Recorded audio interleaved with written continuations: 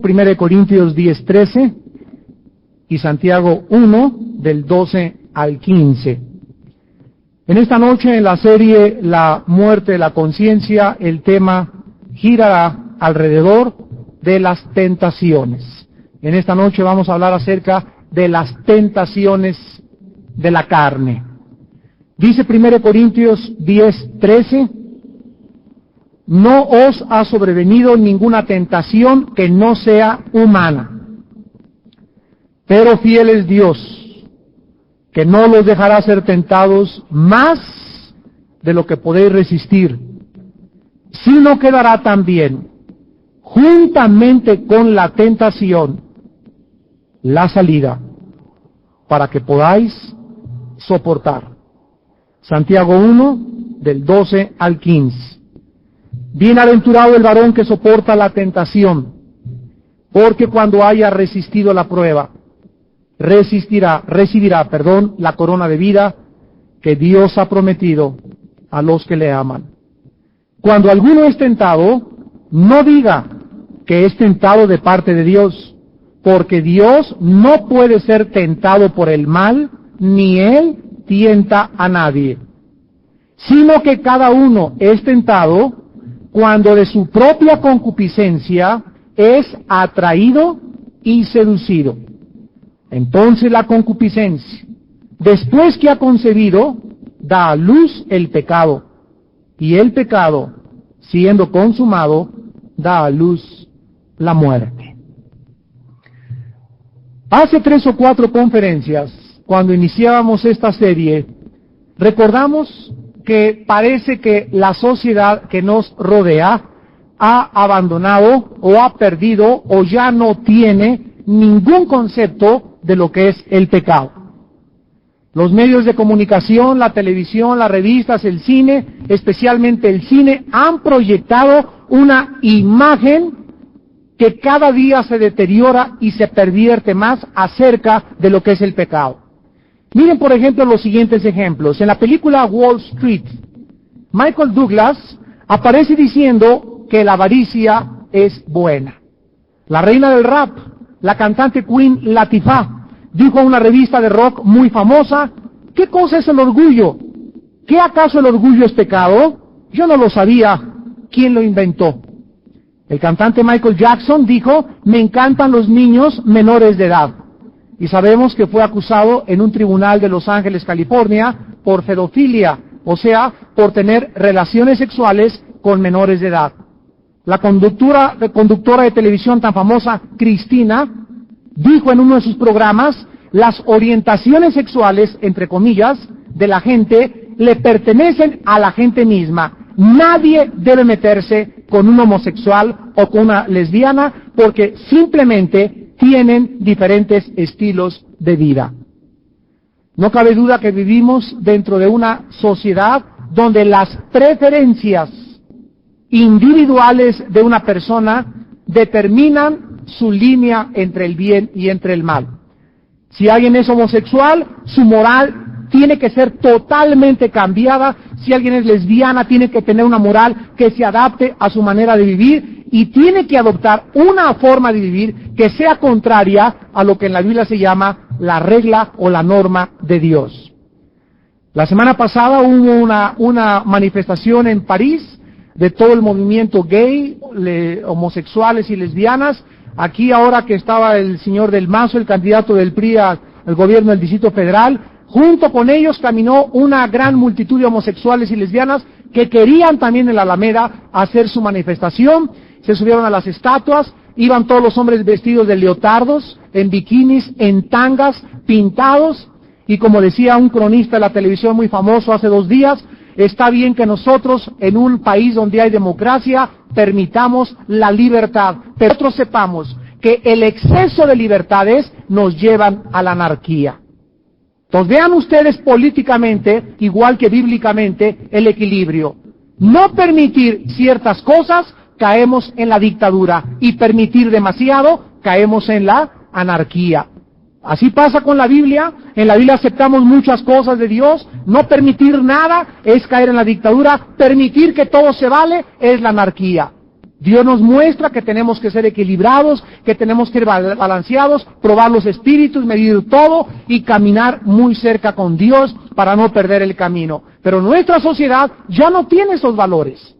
La sociedad que nos rodea ya no le interesa qué es bien o qué es mal, qué cosa es bueno o qué es malo, qué es agrio o qué es dulce. El profeta Isaías, hace 2750 años, en el capítulo 5 de su libro, dijo: ¡ay de aquellos que le llaman a lo agrio dulce, a lo dulce agrio, a lo amargo salado y a lo bueno malo y a lo malo bueno! Que cambian los valores y que comienzan ellos a tratar de establecer su estilo de vida. Esta sociedad que nos rodea ya no define el pecado como algo moral, sino como algo totalmente subjetivo.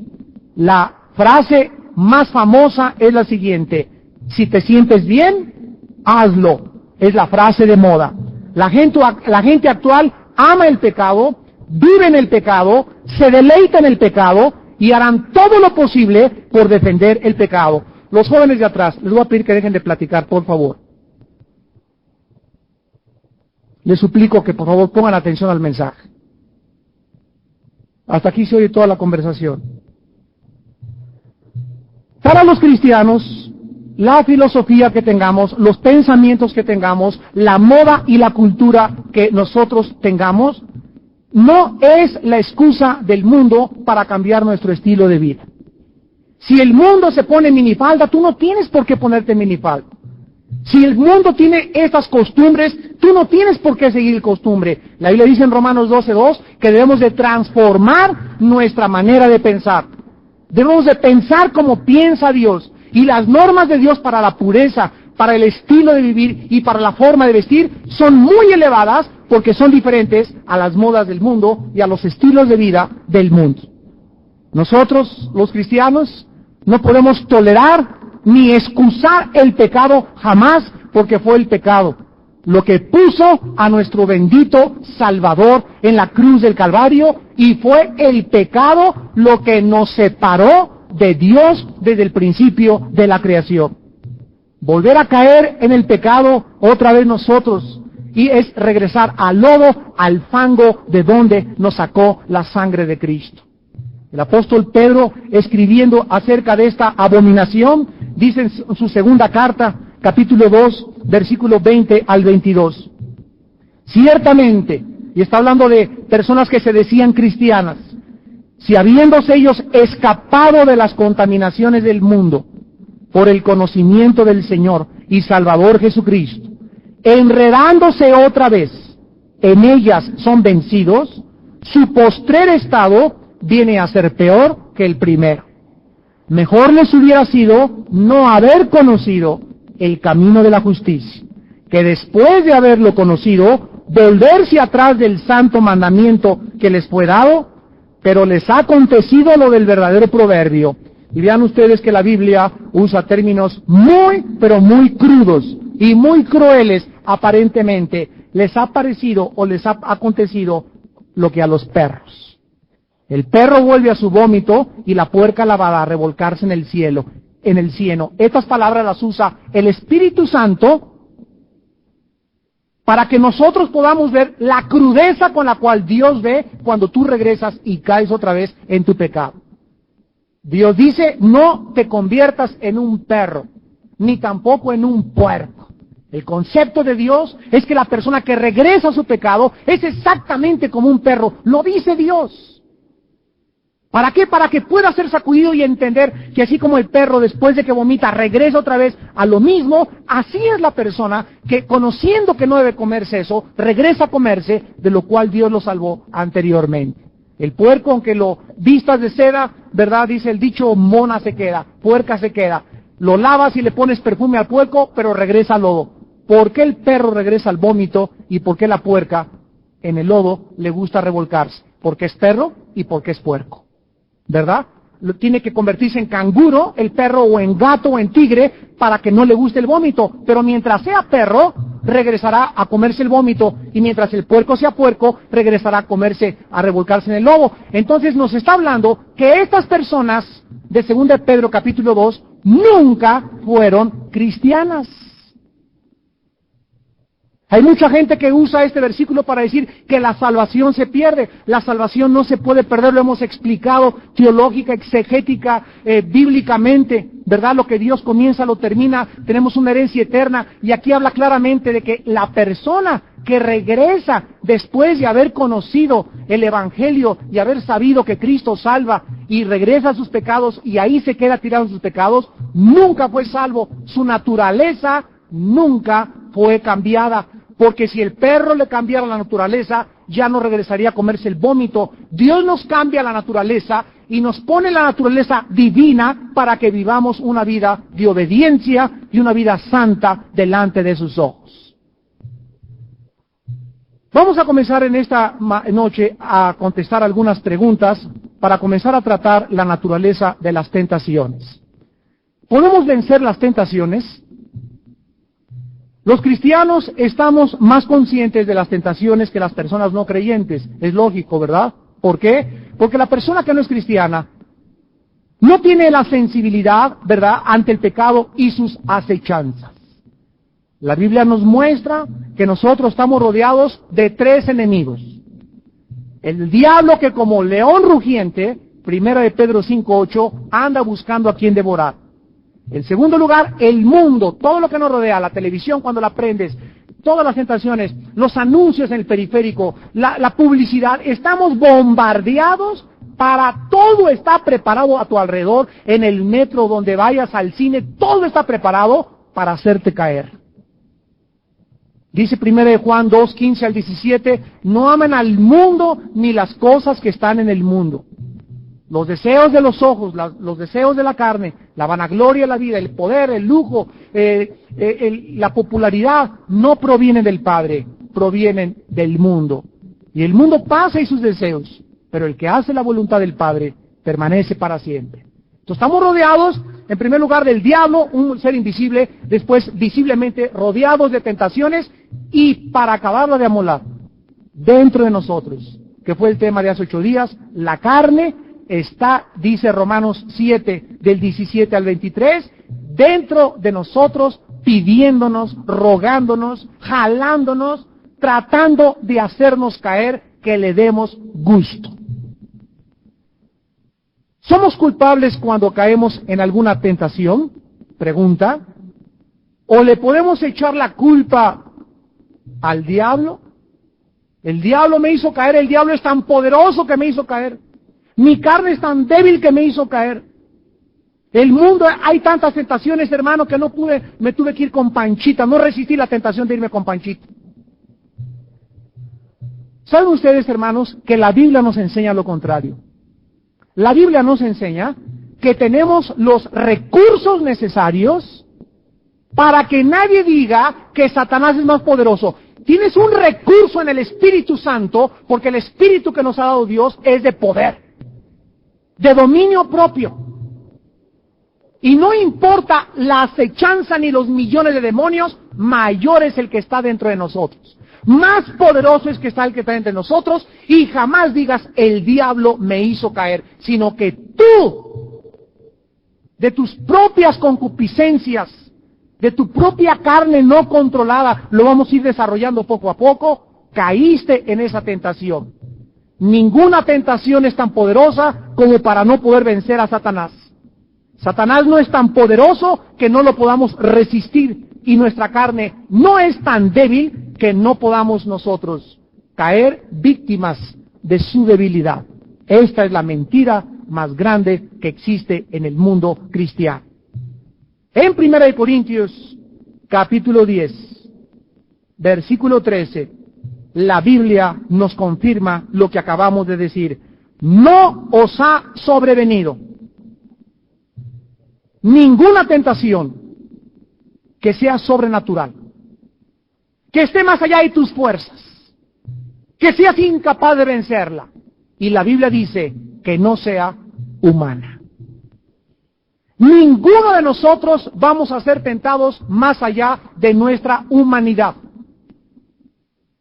Las tentaciones de las cuales estamos rodeadas son humanas. No son sobrenaturales, ni marcianas, no es más fuerte la capacidad. Todas son en el nivel de nuestra humanidad. Pero fiel es Dios, que no te dejará ser tentado más, acabo de leer, de lo que puedo resistir. Así que vamos a ir poco a poco. Si viene una tentación y tú caes en esa tentación, no pude evitarlo, me fui con la panchita, no pude evitarlo, fue demasiada tentación, el dinero en el banco, en mi trabajo, no pude evitarlo, tuve que hacer este negocio chueco, no pude evitarlo, tuve que evadir impuestos. Cualquier tentación que haya venido a tu vida y tú hayas caído en ella, no es porque no la hayas podido resistir, ni porque el diablo fue más poderoso, ay, mi carne fue muy débil, no, es porque cuando la tentación vino a tu vida, tú no estabas preparado para enfrentarla espiritualmente. Ahí está el problema. Que si tú cobras conciencia de las tentaciones que vivimos, y te preparas diario antes de llegar a tu casa, Señor, lávame con tu sangre, purifica mis pensamientos, mi mente tiene que ser pura. Esa es tu norma, Señor. Ese es el nivel de vida que yo debo tener como tu hijo, ser puro en mi mente. Si tú no mantienes esta norma, si tú no mantienes esta conciencia sensible, viene la tentación, te engaña, lo vamos a ver en Santiago, y tú caes, y después, ya que caíste, vas a ser igualito que Adán. La mujer que me diste, me dio de comer, y por eso caí. Echándole la culpa a Dios, Adán, realmente. Si no me hubieras dado a esta mujer, yo no hubiera comido la manzana, o la pera, o el mango que se comió. Y ahí evitábamos, o evitó, y tenemos la tendencia de evitar, nuestra responsabilidad cuando pecamos cada uno de nosotros. La tentación nos embosca. La tentación es como un animal, como un depredador que está buscándonos, ¿verdad? Y si tú dejas que ese animal, ese ataque entre a tu vida, la tentación acaba dominándote, controlando tu mente. Es la mente el campo de batalla de la tentación, y entonces se convierte en obsesión. Un muchacho va por un puesto de revistas pornográficas y se le queda mirando la revista pornográfica, ya se va a su casa, Señor, perdóname, a la hora Satanás usa ese mismo pensamiento y se lo vuelve a poner otra vez, y él dice, no, pues después del todo está bonito. Y sigue acariciando esos pensamientos, llega a su casa en la noche, no pide la sangre de Cristo, no se arrepiente, no le dice, Padre, siento que siento una fuerza tremenda, irresistible, oh Dios, líbrame, Padre, por favor, ayúdame, ten misericordia de mí. Si no hace eso, el muchacho regresa y a los 4 días, 5 días, ya se convirtió en obsesión. Ya necesita eso, quiere eso, ya no puede controlar sus pensamientos. Y entonces es seducido, toma la manzana, toma la revista, toma la secretaria, toma la mujer extraña, toma el hombre extraño, toma el dinero indebido, y en ese momento, al tomarlo, muerdes el anzuelo, somos seducidos y muertos, porque el pecado, dando a luz, da luz la muerte. La palabra tentación, en 1 Corintios 10:13, no os ha sobrevenido ninguna tentación, es la palabra griega peirasmos, con P de papá, peirasmos. Y significa prueba o tentación, pero las pruebas y las tentaciones, aquí es muy importante esto, las pruebas y las tentaciones son dos caras de la misma moneda. Siempre hay que entender que Dios nos prueba, el diablo nos tienta. Y les voy a decir cómo funciona. Dice la Biblia que no ha venido a mi vida una tentación que no es humana. O sea, aquí está hablando de armas que el enemigo nos avienta, o del mundo que está bajo su control. Y cuando yo voy en el periférico veo un anuncio de una mujer muy bonita, o un bikini, o estoy en la playa en Acapulco y estoy viendo los bikinis, etcétera, etcétera. Cuando una tentación, no importa el origen o la clasificación, me asalta mi mente, en ese momento esa tentación es una prueba. Es una prueba que Dios está permitiendo. Dios no me la manda. Dios permite que yo enfrente esa tentación. Si yo paso con 10 y evito esa tentación, esa prueba se convierte en una bendición. Pero si yo caigo y cedo a esa tentación, entonces realmente es una tentación. La vida está llena de pruebas y cada una de las pruebas son tentaciones potenciales. Un ejemplo puede ayudarnos a entender esto. Un joven llega a una oficina y ve una cantidad ahí en el escritorio de 1,000 pesos en un sobre, y ve que no hay nadie en la oficina, él es el último en irse a la oficina, entonces toma el sobre y en su corazón dice, voy a llevarme este dinero, me lo voy a guardar, y mañana al otro día lo voy a devolver. Pero sin embargo, al llevarse ese sobre, en el camino el diablo lo puede atacar. Y le puede hacer que él comience a pensar, mira nada más ese dinero, ¿verdad? ¿Cuánto dinero? Nadie se va a dar cuenta, etcétera, etcétera. Y él va a tener que luchar en el camino del camión a su casa, y en la noche también va a tener que luchar con estos ataques enviados por el enemigo y que se llaman tentaciones. Sin embargo, él dice, no, yo he decidido ser honrado, te rechazo, estos pensamientos no los acepto, no es dinero mío, lo voy a devolver. Y se acuesta convencido y llega al otro día y entonces le dice al jefe de su trabajo, anoche me encontré este sobre con dinero, aquí está el dinero y se lo devuelvo. Entonces en eso el jefe le contesta y le dice, ese dinero lo puse a propósito en ese escritorio. Señor González, ha pasado usted la prueba de la honestidad. ¿Es usted bienvenido en esta compañía? ¿Se dan cuenta ustedes cómo opera? Si él hubiera podido acariciar los pensamientos de, este dinero y con eso va a pagar la renta, etcétera, etcétera, cae en la prueba y entonces ya no fue prueba, ya fue tentación. Si este joven comienza a albergar malos pensamientos, este dinero me va a servir, entonces esa prueba, repito, se convierte en una tentación. Cuando el corazón está listo para hacer el mal, es una tentación. Vayamos a Santiago, capítulo 1, del 12 al 14. ¿Dónde dice la Biblia en el versículo específicamente, dichoso el varón que soporta la tentación? Porque cuando haya resistido, ¿qué cosa? Ya vieron ustedes ahí la palabra tentación y la palabra prueba, son dos palabras de origen etimológico griego diferentes, pero vean ustedes que se le dice, dichoso eres si soportas la tentación, porque cuando hayas resistido la tentación, ya no dice eso, ¿verdad? Dice la prueba. ¿Por qué? Porque las tentaciones son pruebas.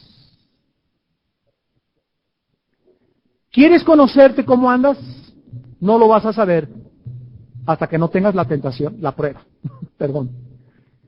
Y cuando venga la prueba y tú no la pases, fuiste tentado y caíste y reprobaste la prueba.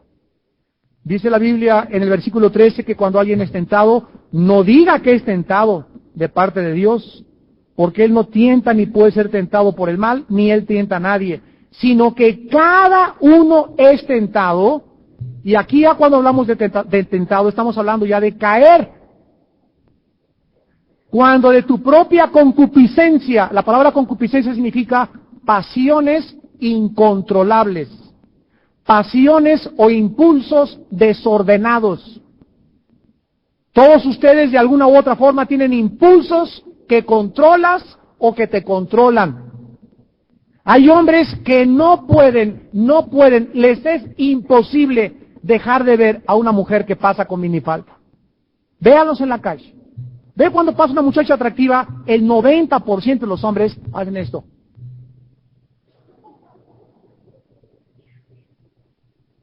No pueden, no pueden controlar sus ojos. Hay hombres que no pueden controlar su mirada. Vayan donde vayan, cualquier muchacha atractiva se le quedan mirando. Vemos que estas personas en su corazón Son personas que no tienen control, dominio propio, no tienen en sujeción sus impulsos, y son estas personas las que en sus pasiones incontrolables, en sus deseos desordenados, han vivido así. Y quiero decirte esto, que cuando tú mantienes esta forma de vivir, puede ser la comida, hay mujeres que no soportan ver un helado porque se lo comen, o una olla de tamales porque se la comen, y no está mal que te la comas, ¿verdad?, si no estás gorda, ni pasada de peso, ni tampoco tienes colesterol. Pero hay gente que es incontrolable en el refrigerador.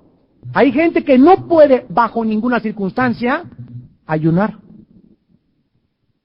Para ellos ayunar es, o sea, como nunca han tratado de chicotear la carne, mortificar la carne, como lo vimos hace 8 días, porque el ayuno es una de las armas que nos ayudan a tener control de nosotros. Porque el impulso más grande entre nosotros, ¿cuál es? El hambre. ¿Se dan cuenta? Dentro de los impulsos con los cuales nos crió Dios, tú puedes vivir 5 años sin tener relaciones sexuales. Tú puedes vivir muchos años sin tener otros gustos que te puedas dar, pero nadie puede sobrevivir mucho tiempo con hambre. ¿Por qué? Porque sientes que hasta matan por hambre muchas personas. Y cuando comienza el cristiano a ayunar, y ahora no como mis huevitos rancheros, y ahora no me ceno esto, y voy en 3 días a hacer esto, y comienzas a darte cuenta que sí puedes controlar el hambre. Si controlas el hambre, controlas todo. ¿Ven por qué necesitamos ayunar? El ayuno no es un sacrificio a Dios para que, Señor, me voy en 3 días para que me contestes.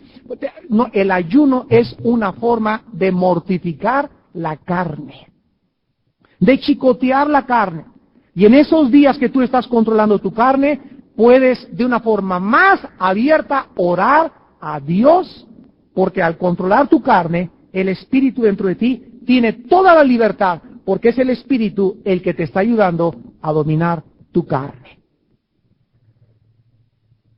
Nosotros vemos la naturaleza, en primer lugar, de la tentación, en que es humana. La tentación no es sobrenatural, es algo común de todos los seres humanos. Las tentaciones que tú enfrentas son igualitas a las tentaciones de tu vecino, de Juan, de Pancho y de Pedro. No hay nadie aquí que diga: yo tengo más grandes tentaciones que otras personas. Más bien, tú caes más seguido por tus impulsos no controlados. Pero las tentaciones que enfrentamos todos los hijos de Dios son las mismas.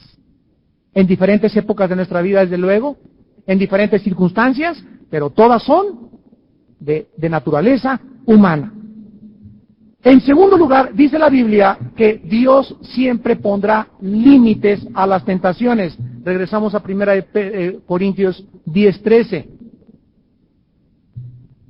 No os ha sobrevenido ninguna tentación que no sea humana, pero fiel es Dios. Aquí entra Dios a la vida de sus hijos de una forma sobrenatural.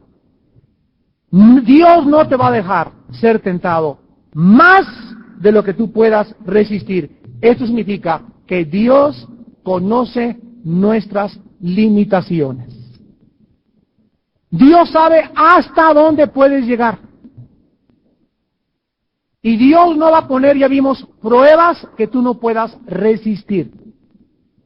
Si alguno en esta noche ha caído en alguna tentación, no diga: Dios, me quedaste mal porque tú me dijiste que no ibas a mandar a Panchita en bikini. Hace algún tiempo les conté esta historia. Venía un pastor en un congreso de pastores. Nos contó esta historia. Nos dijo este pastor: hermanos, yo iba ¿cómo se llama? De Jalapa a Veracruz. Una noche que fui a predicar a Jalapa, y a las 6 de la tarde me encuentro, así como saliendo allá, entrando a la carretera de Veracruz, una muchacha, tipo extranjera, con unos chorcitos hasta por acá, con un escote hasta por acá, y la vi y que meto el freno, pero hasta el fondo. Y que me regreso. Nos estaba contando, se estaba sincerando con nosotros. Fue una experiencia de él. Y entonces, al regresarme, le dije: ¿me está pidiendo bendición? Claro, me la llevo. Y cuando me la subí en el carro, dice, ya mi mente era un hormiguero.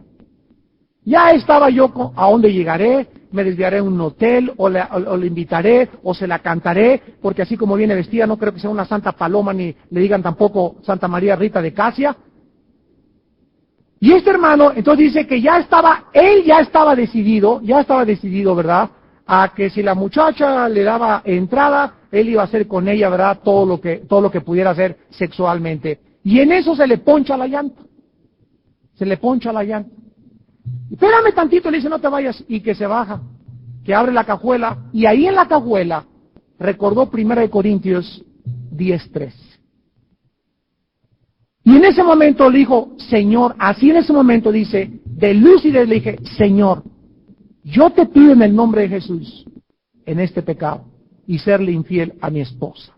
Porque durante 15 años, llevaba 15 años de casado, durante 15 años no había tenido una tentación como la que estoy teniendo ahorita. Y en ese momento pasa otro carro, pero en cuanto dijo esa oración, Señor Jesús, no me dejes, líbrame de esta tentación, pasó otro carro, tocó el claxon, la muchacha se bajó y se fue con el otro fulano. Y dice, hermanos, les cuento esto porque yo estaba sudando, me estaba dando cuenta de mi debilidad, pero me doy cuenta que si en nuestro corazón queremos realmente pecar, pecamos, pero si clamamos a Dios en nuestra debilidad, Dios nos escucha y cumple su palabra. No te dejará ser tentado más de lo que puedas resistir. ¿Qué les quiero decir? Que hay muchos hombres que pueden ahorita decir, yo siempre le he sido fiel a mi esposa, porque no han enfrentado una tentación igual. Pero quiero decirte que puede venir la tentación. Hay muchas mujeres que dicen, yo le he sido fiel a mi esposo, porque no se les ha presentado otro panquecito marinela. No, yo soy muy honrado porque tal vez no has tenido la oportunidad de manejar millones de pesos. Yo si hubiera sido el jefe de la policía no hubiera hecho lo que ese, si yo fuera, tú no lo sabes. Porque al estar ahí, con el poder, la influencia y el dinero tan fácil, ahí es donde Dios prueba nuestro corazón. Dios es fiel, dice la Biblia. Y quiero darles un ejemplo en Lucas 22. En Lucas 22, versículo 31 al 33, vean ustedes cómo opera la fidelidad de Dios en las pruebas, en las tentaciones. Lucas 22, 31 al 33. Y dice la palabra de Dios, dijo también el Señor, Simón, Simón, he aquí Satanás te ha pedido para zarandearte como a trigo. Miren ustedes que el diablo necesita pedir permiso también para agredirnos y atacarnos. Jesús con anticipación le está diciendo a Pedro que Satanás, el príncipe de las tinieblas, ha pedido. Allá Cristo dice, yo no puedo hacer nada sino lo que veo hacer al Padre. Desde abajo de la tierra, Cristo veía lo que pasaba en el cielo, en el tercer cielo. Y no le llames visión de rayos X, Superman, ¿verdad? Sino que el Hijo de Dios podía tener contacto con el Padre a millones de kilómetros en espíritu y saber lo que pasaba. Y cuando Satanás se presentó igual que con Job y le dijo al Padre, déjame zarandear a ese mocoso que está siguiendo a tu hijo allá abajo, Jesucristo le comunicó a Simón el mismo pensamiento. Allá Satanás está pidiendo permiso para zarandear. Versículo 32. Pero yo he rogado por ti. Yo voy a interceder en tu prueba. Yo voy a pedirle al Padre que cuando Él venga, te fortalezca. Y vino la prueba.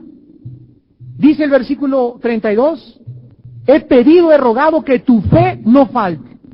Y tú una vez vuelto, confirma a tus hermanos. Pedro le contesta y le dice, Señor, dispuesto estoy a ir contigo no solo a la cárcel, sino también a la muerte.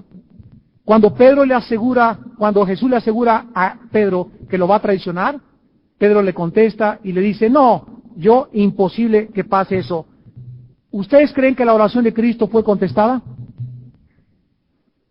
Cuando le prometió a Pedro, voy a orar para que tu fe no falte, bueno, Pedro efectivamente fue zarandeado. ¿Qué significa eso? Que traicionó a Cristo.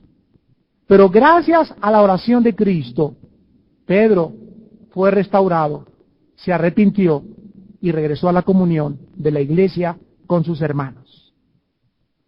Esa misma tarde, en Juan 17, Cristo en la misma tarde estaba orando en el jardín en Getsemaní.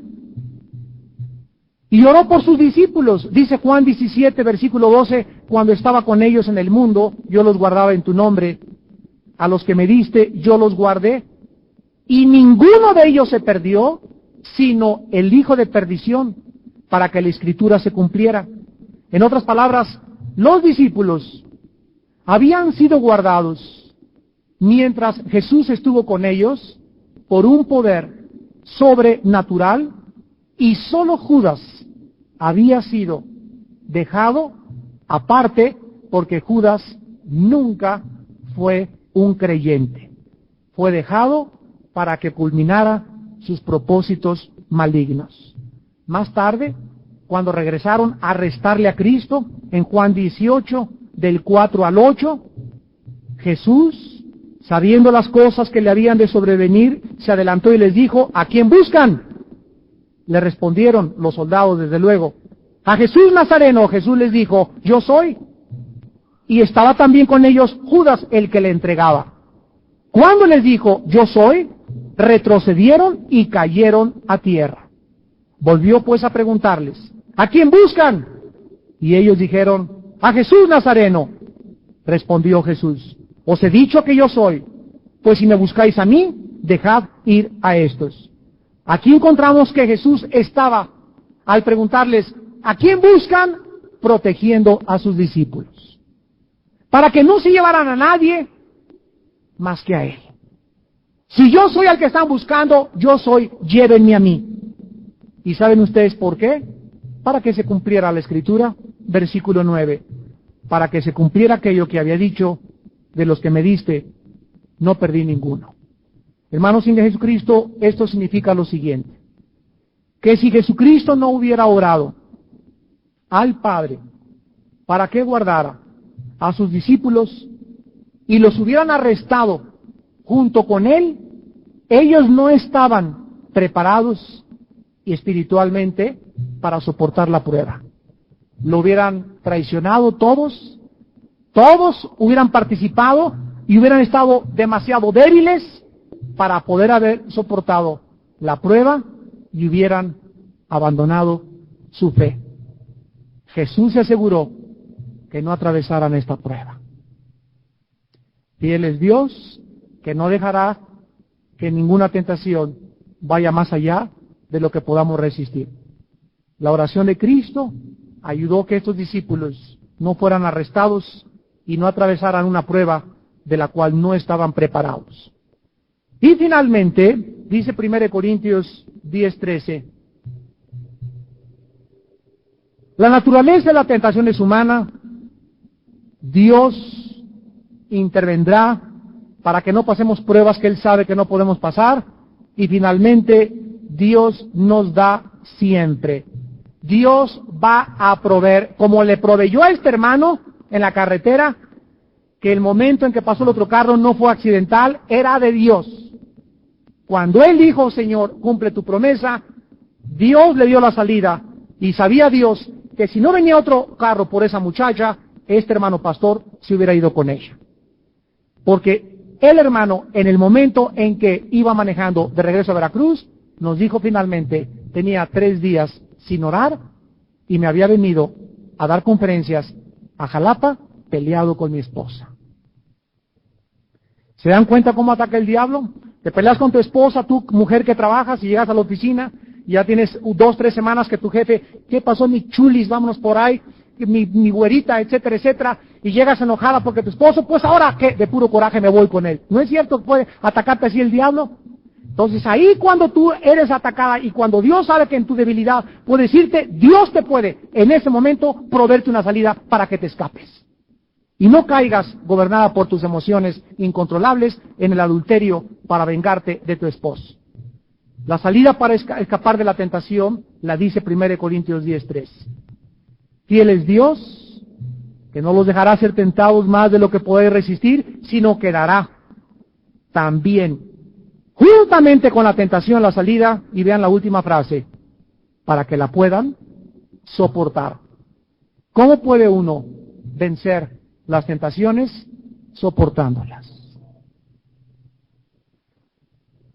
¿Has sido tratado mal y alguien ha sido muy injusto contigo? ¿Y qué? Sopórtalo. Alguien te insultó y no puedes perdonarlo. ¿Y qué? Perdónalo. Soporta los agravios, soporta la persecución, soporta las calumnias, soporta los desprecios de tu cuñada, de tu abuela. Hay una salida. Hay una salida. Y es que si tú lo soportas, está la salida. Pero si te enojas y me voy a vengar, etcétera, etcétera, le cierras a Dios las salidas y caes en la tentación. Y dice en Efesios 4, no cedas terreno al diablo. Airaos, pero no pequéis, ni le deis lugar al diablo. O sea, enójate, todos nos enojamos, porque es humano enojarse. Es de hombres enojarse, es de mujeres enojarse. Moisés se enojó, Abraham se enojó, David se enojó, los grandes hombres de Dios han enojado, han explotado por enojarse de Moisés. No entró a la tierra prometida porque se convirtió en algo continuo. Pero una vez que te enojas, cálmate. Ya que no tengas 2 días enojada porque ya le abres la puerta a Satanás y le cierras la salida a Dios. Quiero acabar con la mujer y la tentación, porque quiero que las mujeres sepan en esta tarde, si no lo sabían, que ellas pueden seguirle el juego al diablo de una forma poderosa, porque si no lo sabían, a los hombres, mujercitas que me escuchan, a nosotros nos entran las tentaciones por los ojos, a ustedes no.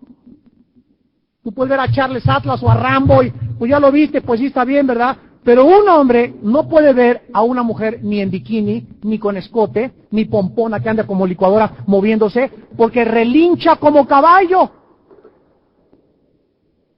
Con piernas cruzadas y con minifalda. ¿Cuál es el problema de la minifalda? Que si la tienes hasta acá te sientas, hasta acá se te sube. Por eso el vestido 3, 4 pulgadas abajo de la rodilla para que cuando te sientes te tapen las rodillas. ¿Por qué? Porque a los hombres les encanta ver las piernas de las mujeres y con solo ver las piernas se alebrestan. Por eso dice Dios en Proverbios capítulo 7, en el versículo 10, de un joven que se está relatando que era un joven simple, que estaba mirando ahí con quién irse ahí en Plaza Loreto y en Plaza Cuernavaca. Y dice el versículo 10, le sale una mujer al encuentro. Y vean ustedes lo que dice el Espíritu Santo. Con atadía de ramera y astuta de corazón. O sea, vestida como una ramera. ¿Cómo se viste una ramera? Una ramera tiene que enseñar la mercancía. ¿Verdad? Una ramera tiene que enseñar, ¿por qué? Porque los hombres que pasan en los carros se detienen cuando ven buen cuerpo, cuando ven la pierna, cuando ven el busto, cuando ven la cadera, etcétera, etcétera, porque por los ojos los hombres somos atraídos. Entiéndelo, entiéndelo. Mujer cristiana que quieres temer y vivir para Dios.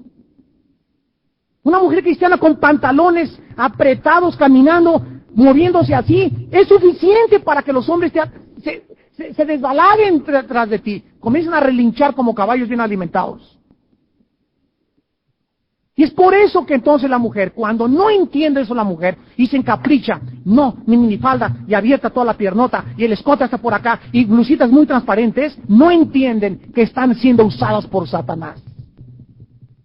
Dice el versículo 11 que esta mujer era alborotadora y rencillosa. Y luego dice el versículo 15 que le sale a encontrarse, buscar su rostro. Le dice, mi cama está adornada con colchas de Sears Roebuck, con cordoncillos de Chiconcuac, he perfumado mi cámara con puro Chanel. Ven, versículo 18, embriaguémonos de amores hasta la mañana, alegrémonos en amores, porque el marido no está en casa. Esta mujer era una mujer casada. No una prostituta que viviera de la prostitución. La mujer de Proverbios 7 es la mujer casada que por la forma de vestirse, segurísimo que el marido se fueron peleados y ella tiene la costumbre hace muchos años de vestirse como ramera. Y le sale un chavalón por ahí y comienza la tentación, viene el diablo y te arrastra y te lleva. Dice el versículo 21, lo rindió con su suavidad y sus palabras. Versículo 22, al punto se marchó tras ella, como va, ¿quién? El buey. Dice el Señor que eres un buey. Cualquiera de ustedes que siga una mujer así, dice la Biblia que es un buey, y no lo digo yo. Y dice el versículo 22, y como el necio a las prisiones para ser castigado. Por eso dice en Primera de Timoteo capítulo 2, el Espíritu Santo. Y depende de ti, mujer que me escuchas, si obedeces a Dios o obedeces a Satanás. Dice Primera de Timoteo 2, 9. Asimismo que las mujeres se vistan de ropa decorosa, con pudor y modestia, no con peinado ostentoso, ni oro, ni perlas, ni vestidos costosos, sino con buenas obras, como corresponde a las mujeres que se dicen ser cristianas, que profesan piedad. ¿Te dices cristiana? Mira, si no te dices cristiana, vístete como quieras. Hazle como quieras y ven aquí como una trapecista del circo Ataide. Súbete a las lámparas y a tus machincuepas y que mientras menos que más te vean todos los hombres. ¿Quieres andar en la calle con tus pantalones apretados y con la faldita por acá, ahora de moda el ombligo de fuera, que es la moda ahora? Alguna te va a picar una abeja, no sé cómo te va a poner el ombligo. Ojalá que le pique pronto. ¿Quieres andar así, tengo un abejorro detrás de ti? Bueno, no digas que eres cristiana. No lo digas. No lo digas. Te digo, repite, mejor di trabajo en el Ataide.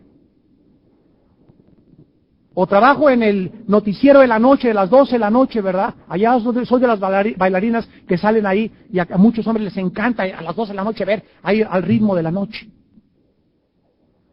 Rabo verdes. Hermanos en Jesucristo, Dios nos ha llamado a la pureza. Nos ha llamado a la santidad. Nuestras normas son muy elevadas, pero sin santidad nadie verá a Dios. Y esto es muy serio. Mujeres, de veras, esto es demasiado serio. Vístanse con pudor. Yo les he dicho tanto a las mujeres, no vengan a la iglesia en pantalones apretados con blusitas, por favor. Si traen pantalones aguados con una falda así que les tape todo, ¿verdad? Que no se vea nada. Está bien, está normal, o estás un poco más libre y todo, lo que tú quieras, pero no vengan con sus jeans y con sus pantalones apretados, sin nada y con una blusita aquí metida y fajada. ¿Por qué? Porque están siendo usadas por el diablo. Y por eso los jóvenes que has tenido como novios, lo único que quieren de ti es tu cuerpo. Porque el joven, antes de casarse, busca carne y a 25 pesos el kilo de aguayón. Si te consideras aguayón, que te toque el que quieras. Pero si te consideras una mujer santa, un rubí, un diamante, una mujer preciosa, en la que va a venir tu príncipe valiente, lleno del Señor y del Espíritu Santo, un profeta de Dios te va a mandar, y va a ser un pastor y va a ser el padre de tus hijos, no le entregues tu cuerpo, ni dejes que tampoco te sigan los que te siguen por tu cuerpo, sino que realmente entiendas que van en la gracia y van en la hermosura. La mujer que teme a Jehová, esa será alabada. Te damos gracias, Señor, por tu palabra en esta noche. Bendito seas por tu fidelidad, Señor, porque las tentaciones son humanas que nos rodean. Nadie puede justificarse, ni tampoco excusarse para decir, soy demasiado débil. Eres débil porque quieres, porque no has querido fortalecerte, no has querido obedecer al Evangelio de Jesucristo. Eres débil porque has mantenido una vida de pasiones incontrolables hace muchos años y te gustan, las disfrutas y estás a gusto con tu pecado. La Biblia dice aborrecer el pecado, seguir lo bueno. Padre, te damos gracias porque tú eres fiel, Señor. Y cuando nosotros somos fieles a ti y vivimos en comunión contigo, cuando venga la prueba y la tentación, tú también orarás, porque vives ahorita para interceder por nosotros eternamente. Si aquí en la tierra intercediste por tus discípulos para que Satanás no les ganara, oh Dios, tu palabra dice que ahora vives para interceder por nosotros, para que podamos resistir y llegar al final, habiendo corrido la buena carrera de la fe. Juntamente nos darás con la tentación una salida, un escape, para que podamos soportar. Bienaventurado el hombre que ha soportado la tentación, porque una vez resistida a la tentación, ha sido una prueba, recibirás la corona de la vida que Dios ha prometido a los que le aman con todo su corazón. En esta noche hay muchos de ustedes que han venido a este estudio con la mente, con imaginaciones sucias, con pensamientos impuros, con deseos insanos. Arrepiéntete. Arrepiéntete con todo tu corazón y vuélvete a Jehová, el cual será amplio en perdonar y tendrá de ti misericordia, porque Él conoce nuestra condición. Él sabe cuán humanos somos, cuán frágiles somos. Él se acuerda que venimos del polvo, pero Él quiere que tú tomes en serio el pecado, que tomes en serio tu forma de vestir como mujer, que tomes en serio como Job, que hizo pacto con sus ojos para no faltarle a su mujer, ni siquiera con el pensamiento, porque Dios ama la pureza y Dios ama la santidad. En esta noche, pídele perdón a Dios. Vuélvete a Él con todo tu corazón. Confiésale en este momento tu pecado y la sangre de Cristo nos limpia de toda maldad.